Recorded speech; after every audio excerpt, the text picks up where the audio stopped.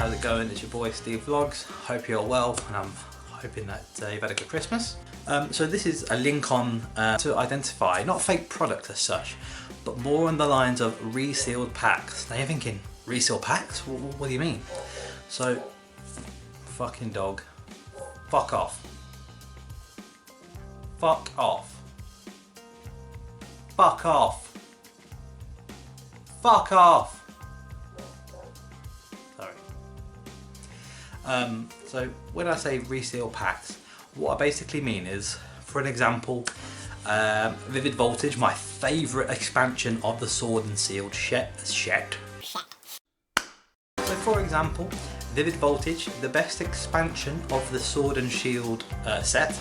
Let's say I've opened a packet of them, and so you keep the real foil, but you could put any random cards in there.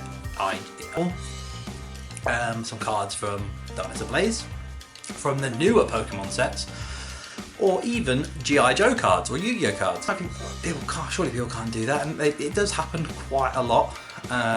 So obviously I'll link through cases below in the description, but you have the Logan Paul, for instance. He had first edition base set Pokemon boxes sealed, and he had, I think he had quite a lot of them, either a box full or somebody full, and when he bought them off someone, he was advised that they are legit, sealed, everything from factory, and it's just rare cards in there.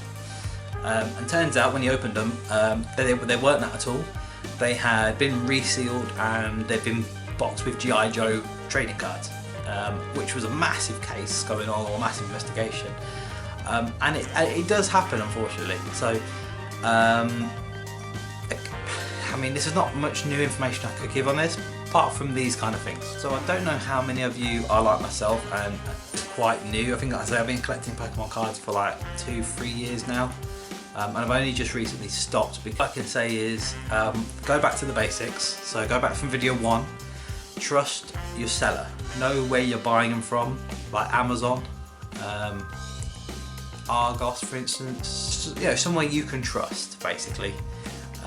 And also as well, while I'm on the subject again of products and stuff like that, I had this, I think it was a couple of years ago, I don't know if it was last year or a couple of years ago, I can't remember when it was.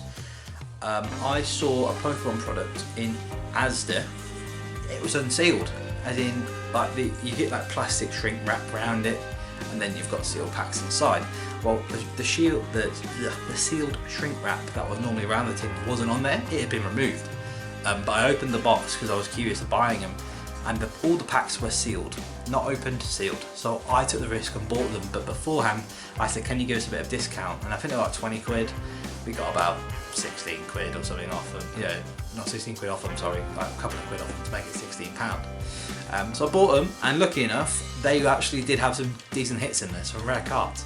Not ones we needed, but they did have some pulls in there, which was good. The risk was there, but be careful things like that. If you see anything unwrapped, always check the product first, see if the cards have been tampered with. If they have, then obviously report it, of course, and don't buy it. And if they haven't, then it's up to you if you want to go ahead and buy them or not. But yeah, always trust your, number one rule, always trust your selling. The last thing I'm going to do is leave this this scenario here, and a link to it in the description below as well. What people tend to do as well is reseal the packs up with a straightener, a hair straightener. Now people out there, if you watch it, you might think you're joking, you're insane, that can't work, or that can't be happening. It does happen. All I can keep saying, it does happen, and I will again link this video, of a link of it down below. Not my own video, someone else's video, but it's to be wary of. It does happen, and legit, they just put in random cards. It might not even be the full 11 cards. It might not even be the same set cards. It could just get random commons, loads of commons in there, rather than actually, nothing. Or it could be that they've pulled out the rare card and they've just replaced a dud card in there.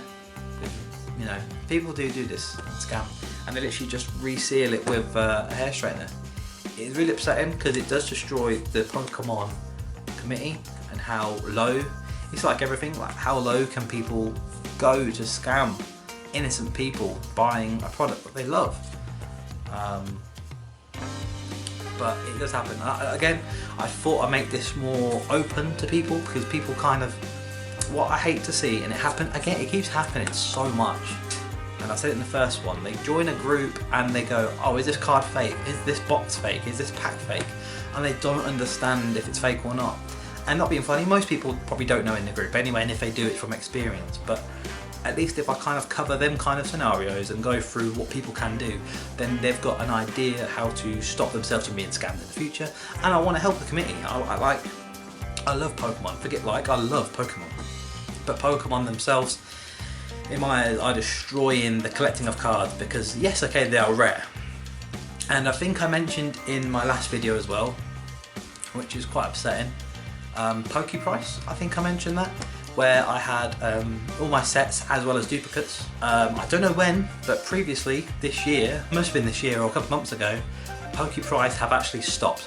They have closed down their site, and because my missus were paying for like a premium version of it, she noticed it was refunded. And I was like, what the hell was that for? I saw like an invoice, you've been refunded.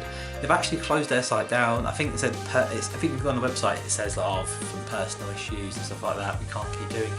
But they're on Discord,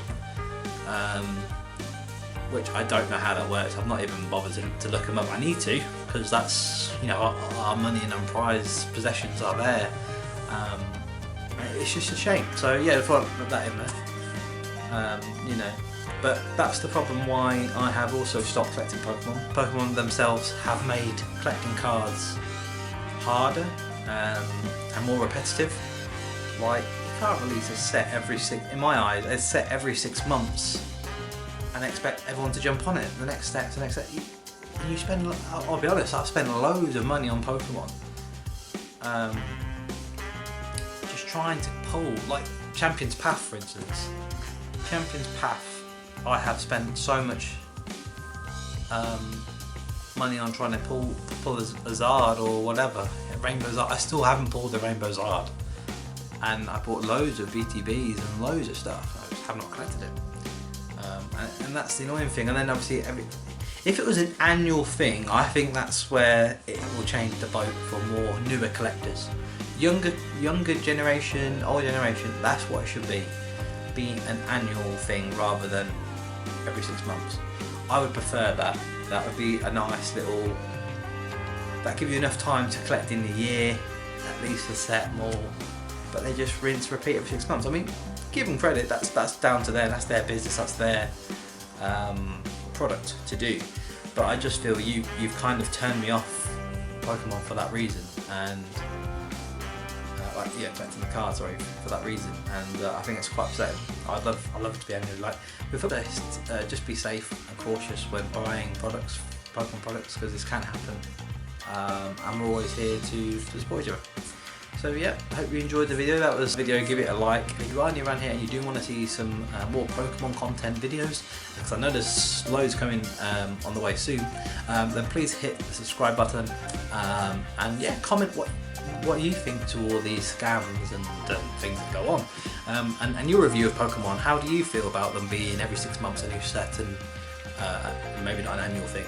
I'd like to know. Anyway, leave it there. Have a good one.